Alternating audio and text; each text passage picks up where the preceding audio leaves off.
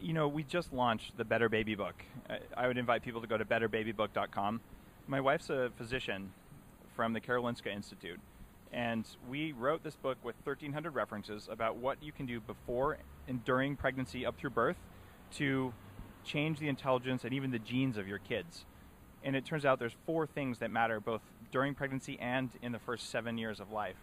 And I call them sort of like the 4 horsemen of epigenetics.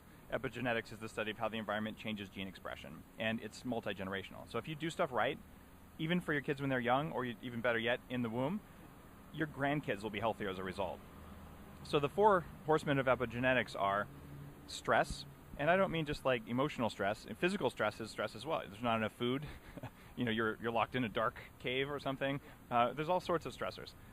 Being sick is a stressor, things like that. There's nutrition, which means getting the right micronutrients. There's also getting the right macronutrients, which means the right amounts and types of protein and fat and things like that. And the final thing there is avoiding toxins.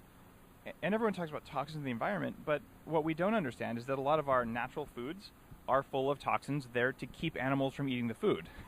So if you eat too much of the wrong foods, or the ones that you're most sensitive to, you really can mess up a pregnancy or even a kid. As an example, I have a 3 and a 5-year-old. If you have kids, they should be on a gluten-free diet, period. Gluten, in 70% of people, has an opiate-like effect in the brain. The gluten breaks down partially in the gut. It turns into gluteomorphine. Yes, that sounds like morphine. And it activates opiate receptors. There's undeniable evidence about this.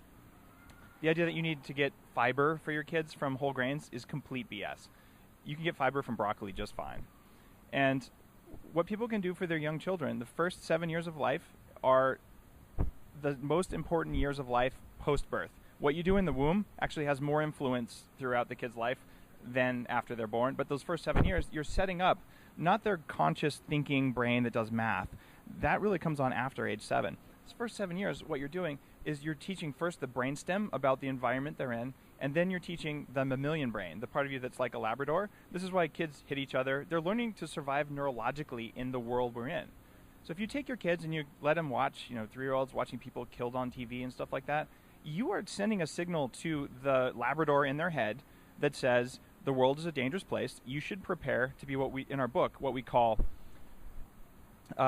basically protection mode or defensive mode. And there's 2 modes that you can be in epigenetically. This is a simplification, but there's defensive mode, which says I'm in a hostile environment. The survival of the species is probably at risk, and I should optimize my genetic expression, my thinking, my nervous system to be ready to fight or run away. And that's what I want to do. So you get sympathetic nervous system dominance, which contributes to things like ADD and behavioral problems in kids.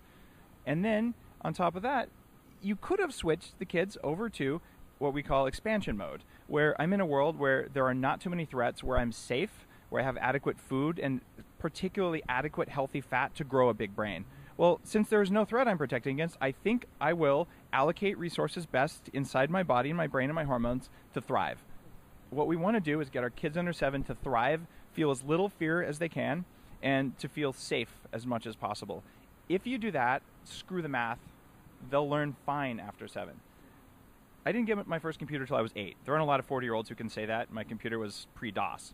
But I helped to create modern cloud computing when I was at Exodus Communications, like the first data center company.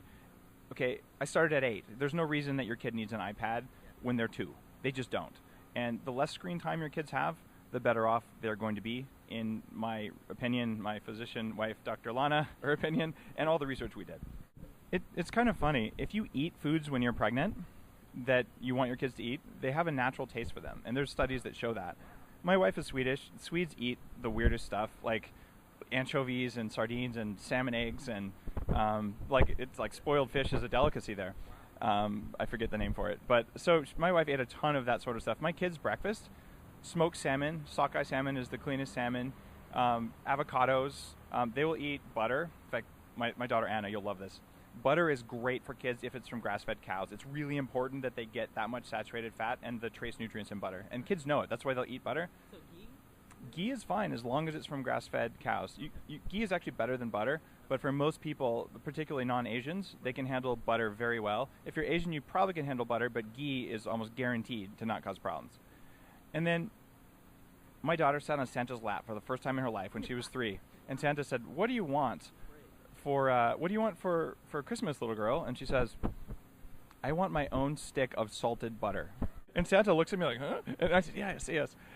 So he did say yes. And Christmas morning, she had her bike and she had her little cooking set, and she opened her Kerrygold butter, which is the Irish butter that's very available in the U.S., and she looks at it and she goes, yay! And she holds it above her head. She runs around the house like an Olympic torch, opens it up and takes a bite like a Snickers bar.